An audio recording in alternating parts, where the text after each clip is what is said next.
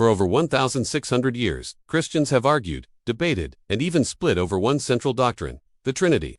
The number one problem with the Trinity doctrine today is the modern definition of the word person. When we apply today's meaning of person to this ancient doctrine, we accidentally turn the three distinct persons of the Trinity into three distinct gods.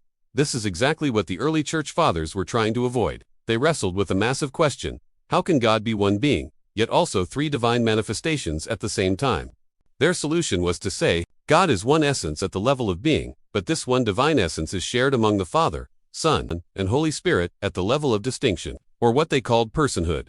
But no biblical or theological language existed to perfectly describe this, so they borrowed from Greek philosophy. For the concept of being, they used the Greek word homoousios, meaning one essence or substance. For the concept of distinction or personhood, they chose the Greek words hypostasis and prosopon. The official formula became one homoousios and three hypostasis, but the ancient Greek word hypostasis did not mean a person as we understand it today.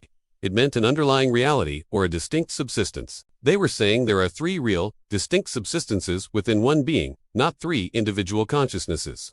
Then they added the word prosopon, which can be translated as face, or more accurately, a theatrical mask or role. It was used to express the idea of a distinct personal identity linked to each hypostasis. But again, prosopon never meant an individual person in our modern psychological sense. When early Latin-speaking Christians translated this, they used the word persona, which, like prosopon, originally meant a theatrical mask or a role played by an actor. So, where did it all go wrong? Over the next 1,000 years, the words hypostasis, prosopon, and persona slowly evolved. Their meanings changed. They lost their original intent and began to mean an individual self with its own mind and will. This brings us to today's massive problem.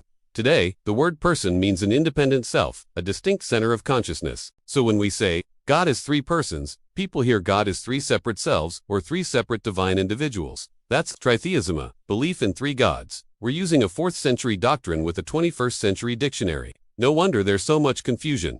So, what's the way forward?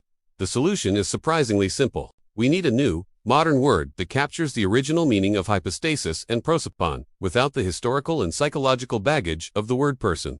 Scanning the internet, one of the best phrases seems to be personal instance. The word instance is defined as a particular occurrence of something within a bigger category, but distinct from others of the same kind. Using this, we could say God is three distinct occurrences or three instances of a divine personal presence within the same divine being.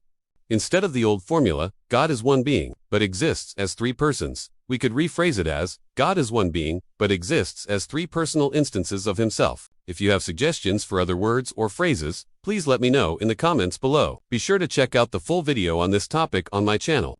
Thanks for watching.